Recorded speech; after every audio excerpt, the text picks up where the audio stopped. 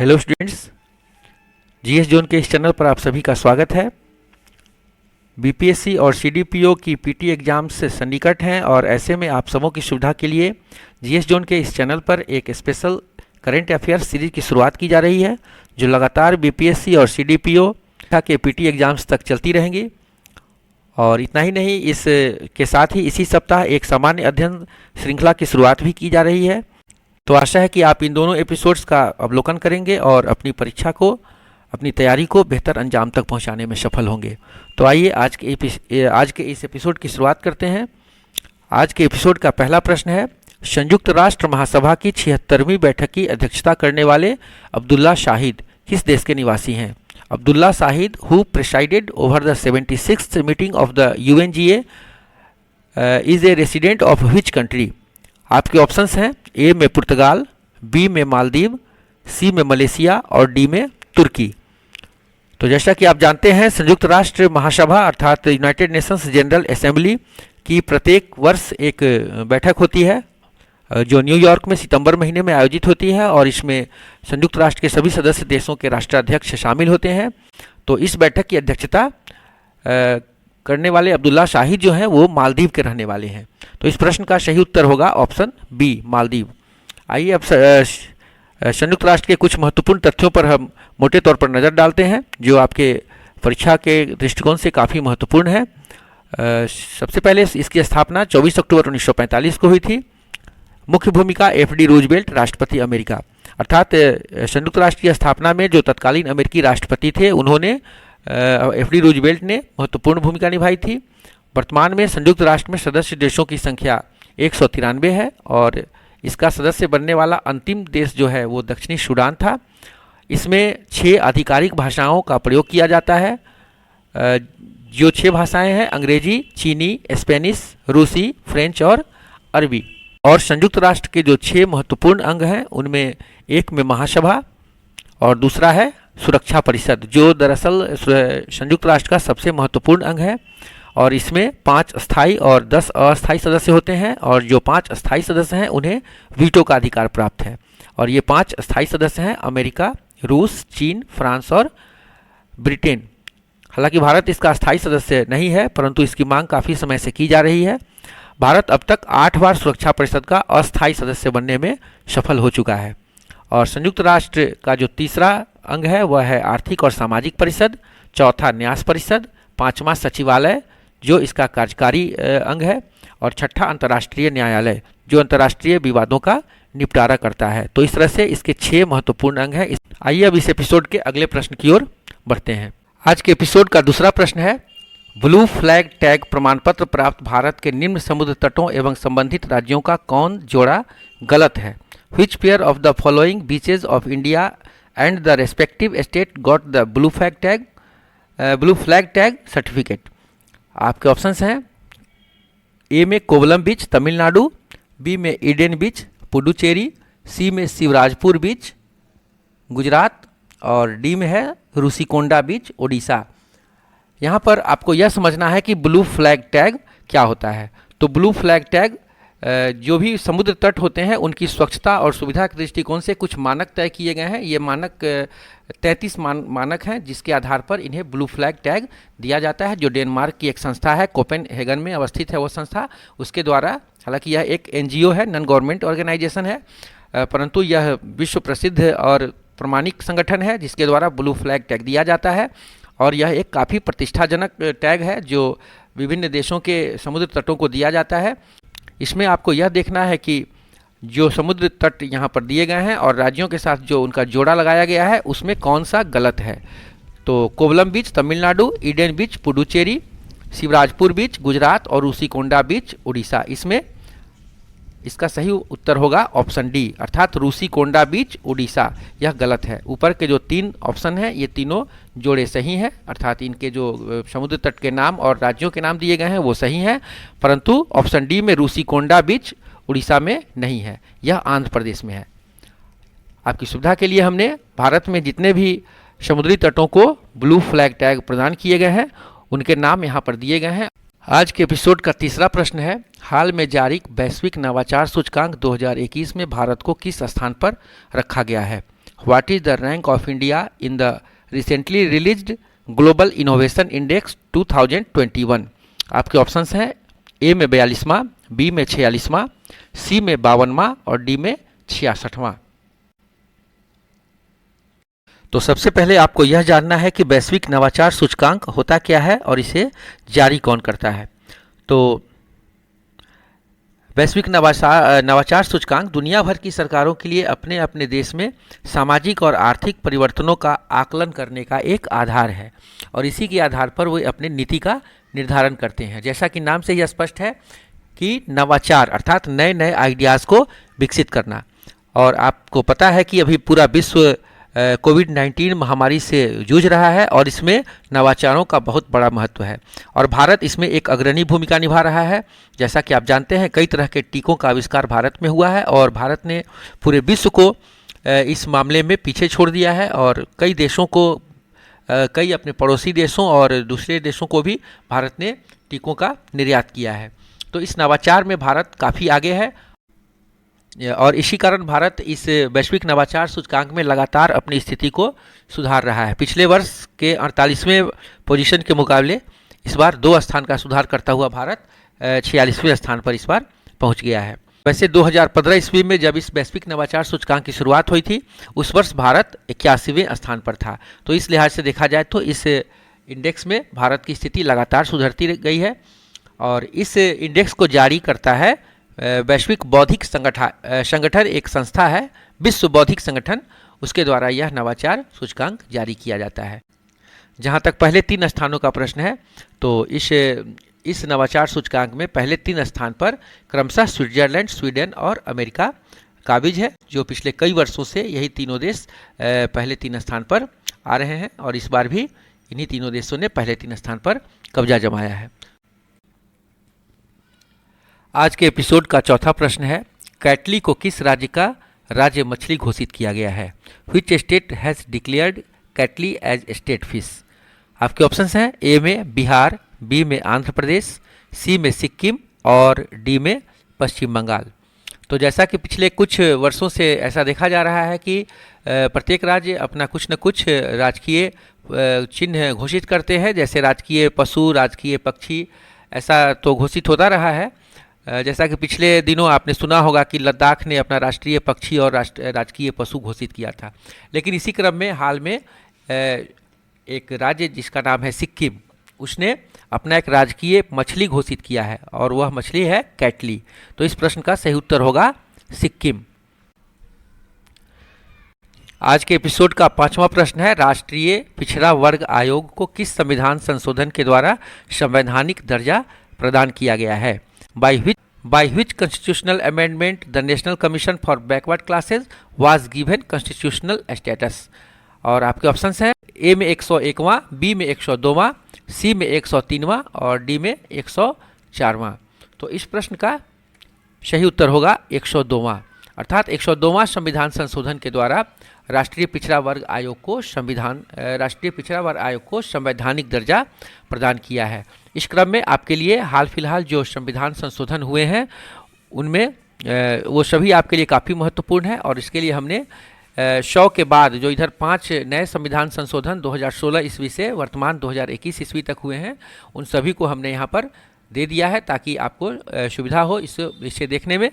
तो यहाँ पर 5 संविधान संशोधन आपके लिए काफ़ी महत्वपूर्ण है। आज के एपिसोड का 6ठा प्रश्न है, भारत के किस विद्युत परियोजना को प्रतिष्ठित ब्लू प्लैनेट पुरस्कार से सम्मानित किया गया है? Which power project of India has been awarded the prestigious blue planet award? आपके ऑप्शंस हैं कोयना जल विद्युत परियोजना महाराष्ट्र, बी में है तीस्ता जल विद्युत परियोजना 5 सिक्किम, ऑप्शन सी है टिहरी जल विद्युत परियोजना उत्तराखंड और डी है सरदार सरोवर परियोजना गुजरात। तो इस प्रश्न का सही उत्तर होगा तीस्ता जल विद्युत परियोजना 5 सिक्किम। वैसे ये चारों परियोजना आपके लिए महत्वपूर्ण है और ये कहाँ अवस्थित है, किस राष्ट्र में अवस्थित है, यह परीक्षा में बार बार पूछा जाता है। जैसे कोयना जल विद्युत परियोजना कहाँ है, तो महाराष्ट्र, टिहरी जल विद्युत परियोजना उत्तराखंड और सरदार सरोवर परियोजना तो अनेकों बार पूछा गया है, यह गुजरात में है, नर्मदा नदी पर। आज के एपिसोड का 7वां प्रश्न है, भारत सरकार द्वारा जारी खाद्य सुरक्षा सूचकांक 2020-21 में शीर्ष 3 स्थान प्राप्त करने वाले राज्य क्रमशः कौन हैं? Which of the top 3 ranked states in the food security index 2020-21 released by the government of India respectively? आपके ऑप्शंस हैं ए में गुजरात, तमिलनाडु और केरल। ऑप्शन बी है महाराष्ट्र, गुजरात एवं केरल। ऑप्शन सी है महाराष्ट्र, केरल एवं गुजरात, जबकि डी है गुजरात, केरल और तमिलनाडु। यहाँ खाद्य सुरक्षा सूचकांक से मतलब यह है कि आज प्रत्येक राज्य की सरकार का यह दायित्व है कि वह अपने राज्य के नागरिकों को खाद्य सुरक्षा प्रदान करे, अर्थात उस राज्य का कोई भी नागरिक भूखे नहीं रहे या भूख से नहीं मरे। तो केंद्र सरकार के द्वारा जो इंडेक्स जारी किया गया है उसके आधार पर जो 3 राज्य सबसे बेहतर प्रदर्शन करने वाले हैं इस बार 2020-21 में, उनमें क्रमशः गुजरात, केरल और तमिलनाडु राज्य का स्थान आता है। तो इस प्रश्न का सही उत्तर होगा ऑप्शन डी, गुजरात, केरल और तमिलनाडु। आज का जो 8वां प्रश्न है वह है हाल में चर्चा में रहे चक्रवातीय तूफान गुलाब का नामकरण किस देश के द्वारा किया गया है? Which country has named the recently discussed cyclonic storm गुलाब? और आपके ऑप्शंस हैं ए में श्रीलंका, बी में पाकिस्तान, सी में मालदीव और डी में बांग्लादेश। मैंने पहले भी पूर्व के एपिसोड 1 में बताया था, तो फिर से एक बार आप जान लें कि यह जो अरब सागर में जो भी तूफान उठता है या हिंद महासागर के क्षेत्र में जो भी तूफान उठता है तो इसकी एक कमेटी है कुछ देशों की, उन देशों को अल्फ़ाबेट के आधार पर इन तूफानों का नामकरण करने का अधिकार दिया जाता है। तो इस बार का जो तूफान आया है गुलाब, इसका नामकरण करने का जो अधिकार था वह पाकिस्तान का था। तो पाकिस्तान ने पूर्व में ही इस तूफान का नामकरण कर दिया था, तो इस तूफान का नाम गुलाब पाकिस्तान ने रखा है। तो इस प्रश्न का सही उत्तर होगा पाकिस्तान। आज के एपिसोड का 9वां प्रश्न है हाल में हाथी मिर्च और तामेंगलोंग नामक संतरे को भौगोलिक संकेतक प्राप्त हुआ है, ये किस राज्य के उत्पाद हैं? Recently Hathei chillies and Tamenglong orange have got geographical indication mark, which state are these products from? आपके ऑप्शंस हैं ए में सिक्किम, बी में मिजोरम, सी में मणिपुर और डी में नागालैंड। भौगोलिक संकेतक अर्थात किसी क्षेत्र विशेष के विशेष उत्पाद जिससे उस क्षेत्र की पहचान बनती हो उसे भौगोलिक टैग या भौगोलिक संकेतक या जियोग्राफिकल टैग दिया जाता है, और इसके लिए वो उन राज्यों को आवेदन करना होता है और उस आवेदन के आधार पर उसे यह जियोग्राफिकल इंडिकेशन टैग अर्थात भौगोलिक संकेतक दिया जाता है, और इसी भौगोलिक संकेतक से उस उत्पाद की पहचान बनती है और वो जिस क्षेत्र से संबंधित है उस क्षेत्र की पहचान भी बनती है। भारत में सबसे पहला जीआई टैग पश्चिम बंगाल के दार्जिलिंग चाय को दिया गया था। तो इस प्रश्न का सही उत्तर होगा मणिपुर। ये हाथी मिर्च और तामेंगलोंग जो संतरा है उसका जीआई टैग मणिपुर को दिया गया है। आइए अब इस एपिसोड का 10वां प्रश्न देखते हैं। हाल में फोर्ब्स पत्रिका ने प्रतिष्ठित लीडरशिप अवार्ड 2021 से किस भारतीय अभिनेता को सम्मानित किया है? Which Indian film actor has recently been honored by Forbes magazine with the prestigious Leadership Award 2021? आपके ऑप्शंस हैं अक्षय कुमार, ए में, बी में सोनू सूद, सी में सलमान खान और डी में रणवीर सिंह। जैसा कि आप को पता होगा कि हाल फिलहाल सोनू सूद काफ़ी चर्चित रहे हैं। कोरोना महामारी के दौरान इन्होंने जो जन कल्याणकारी कार्य किए उसके कारण ये मीडिया में छाए हुए हैं और इससे पूरा विश्व भी परिचित है, और इसी कारण फोर्ब्स पत्रिका जो कई तरह के पुरस्कार प्रदान करती है विभिन्न क्षेत्रों में, उसने 2021 का लीडरशिप अवार्ड इन्हें देने की घोषणा की है। तो इस प्रश्न का सही उत्तर होगा सोनू सूद, अर्थात फोर्ब्स पत्रिका ने 2021 का लीडरशिप अवार्ड सोनू सूद को देने की घोषणा की है। आइए अब इस एपिसोड के 11वें और काफ़ी महत्वपूर्ण प्रश्न पर नज़र डालते हैं। आज़ादी का अमृत महोत्सव की शुरुआत किस घटना की वर्षगांठ पर की गई है?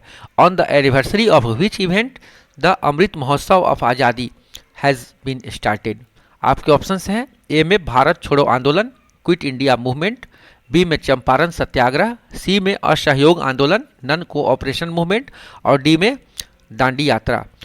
तो जैसा कि आप जानते हैं, आज़ादी का अमृत महोत्सव एक महोत्सव मनाया जाना है 2022 ईस्वी में, आज़ादी की 75वीं वर्षगांठ मनाने के उपलक्ष्य में। तो इसकी शुरुआत एक वर्ष पहले से ही हो चुकी है और 12 मार्च 1930 ईस्वी को महात्मा गांधी जी ने जो नमक सत्याग्रह शुरू किया था और जो दांडी मार्च शुरू किया था उन्होंने, उसी दिन को इसके लिए चुना गया है। और दांडी मार्च के अवसर पर ही इस आज़ादी के अमृत महोत्सव की शुरुआत की गई है और अगले वर्ष 2022 ईस्वी में आज़ादी के 75वीं वर्षगांठ पर यह महोत्सव संपन्न होगा। तो इस प्रश्न का सही उत्तर होगा दांडी यात्रा। आज के एपिसोड का 12वां प्रश्न है, विश्व व्यापार संगठन के वर्तमान अध्यक्ष कौन हैं? Who is the president of World Trade Organization at present? आपके ऑप्शंस हैं, ए में पीटर सदरलैंड, बी में रिनाटो रुगेरो, सी में रॉबर्टो अजीवेदो और डी में एंगोजी ओंकोजी इवेला। तो विश्व व्यापार संगठन, जैसा कि आप जानते हैं, पूरे दुनिया में व्यापारिक मेलजोल को बढ़ाने के लिए, व्यापारिक गतिविधियों को नियंत्रित करने के लिए यह यूनाइटेड नेशंस की एक संस्था है और इसके अध्यक्ष का काफ़ी महत्वपूर्ण दायित्व है। तो इस प्रश्न का सही उत्तर होगा एंगोजी ओकोंजी इवेला। और पीटर लैंड, जो ऑप्शन ए में दिया हुआ है जिनका नाम, वो विश्व व्यापार संगठन के पहले अध्यक्ष थे। आज के एपिसोड का 13वां प्रश्न है, राष्ट्रीय अल्पसंख्यक आयोग के नए अध्यक्ष कौन बने हैं? Who was become the new chairman of national commission for minorities? आपके ऑप्शंस हैं, ए में आतिफ रशीद, बी में मोंटेक सिंह नरवाला, सी में घियारुल हसन रिजवी और डी में इकबाल सिंह लालपुरा। तो जैसा कि आप जानते हैं कि हमारे देश में कई तरह के राष्ट्रीय आयोग हैं जो विभिन्न समुदायों की सुरक्षा के लिए बनाए गए हैं, जैसे अल्पसंख्यक आयोग हुआ या महिला आयोग या पिछड़ा वर्ग आयोग, अनुसूचित जाति आयोग, अनुसूचित जनजाति आयोग। ये सभी आयोग आपके लिए महत्वपूर्ण हैं और इनके अध्यक्ष का नाम अक्सर आपकी परीक्षाओं में पूछे जाते हैं। तो इसी पर्पज़ से हमने इस प्रश्न को आपके इस एपिसोड में डाला है, क्योंकि यह राष्ट्रीय अल्पसंख्यक आयोग के जो पूर्व अध्यक्ष थे घियारुल हसन रिजवी, जिनका नाम ऑप्शन सी में दिया हुआ है, ये सेवानिवृत्त हो चुके हैं और इनके स्थान पर जो नए अध्यक्ष बने हैं उनका नाम है इकबाल सिंह लालपुरा। तो आने वाले परीक्षाओं के लिए आपके लिए काफ़ी महत्वपूर्ण है यह प्रश्न कि राष्ट्रीय अल्पसंख्यक आयोग के नए अध्यक्ष कौन बने हैं। तो इसका उत्तर होगा ऑप्शन डी, इकबाल सिंह लालपुरा। आज के एपिसोड का 14वां प्रश्न है, हाल में देश के किस जिले को प्रधानमंत्री किसान राष्ट्रीय पुरस्कार 2021 से सम्मानित किया गया है? Which district of the country has been honoured with the Prime Minister's Kisan national award 2021 recently? आपके ऑप्शंस हैं, भोपाल मध्य प्रदेश, ऑप्शन बी में है अनंतपुरम आंध्र प्रदेश, सी में चमोली उत्तराखंड और डी में बरेली उत्तर प्रदेश। तो इस प्रश्न का सही उत्तर होगा अनंतपुरम आंध्र प्रदेश। आपको बता दें कि प्रधानमंत्री किसान सम्मान निधि के तहत लाभार्थियों का 99.6% भौतिक सत्यापन पूरा करने के लिए इस जिले को, जो अनंतपुरम जिला है आंध्र प्रदेश का, इसे प्रधानमंत्री किसान राष्ट्रीय पुरस्कार 2021 से सम्मानित किया गया है। आइए अब इस एपिसोड का अंतिम प्रश्न देखते हैं। किस राज्य सरकार ने Olympian hockey goalkeeper PR Sreejesh को अपने एडवेंचर टूरिज्म कार्यक्रम का ब्रांड एम्बेसडर नियुक्त किया है? Which state government has appointed Olympian hockey goalkeeper PR Sreejesh as the brand ambassador of its adventure tourism program? आपके ऑप्शंस हैं, ए में उत्तराखंड, बी में गोवा, सी में हरियाणा और डी में केरल। जैसा कि आप जानते हैं, हाल ही में भारतीय हॉकी टीम ओलंपिक में कांस्य पदक जीतकर काफ़ी सुर्खियां बटोर चुकी है और इसके जो गोलकीपर हैं पीआर श्रीजेश, वो काफ़ी लोकप्रियता हासिल किए हैं, काफ़ी लोकप्रिय रहे हैं हाल के समय में। तो इन्हें केरल की सरकार ने, जो इनका होम स्टेट है, तो वहाँ की सरकार ने इन्हें अपने टूरिज्म कार्यक्रम एडवेंचर्स टूरिज्म का ब्रांड एम्बेसडर नियुक्त किया है। तो इस प्रश्न का सही उत्तर होगा केरल। अब इस एपिसोड के अंत में एक प्रश्न पुनः आपके लिए मैं छोड़ देता हूं, जिसका उत्तर आपको कमेंट बॉक्स में देना है। हाल में भारत के खिलाफ अपने 100वें टेस्ट में किस खिलाड़ी ने दोहरा शतक लगाया? Which player scored double century in his 100th test against India recently? अपना जवाब आप कमेंट बॉक्स में देना चाहेंगे। तो इसी के साथ यह एपिसोड समाप्त हुआ और एपिसोड के संबंध में भी आप अपने विचार निश्चित रूप से कमेंट बॉक्स में देना चाहेंगे। धन्यवाद।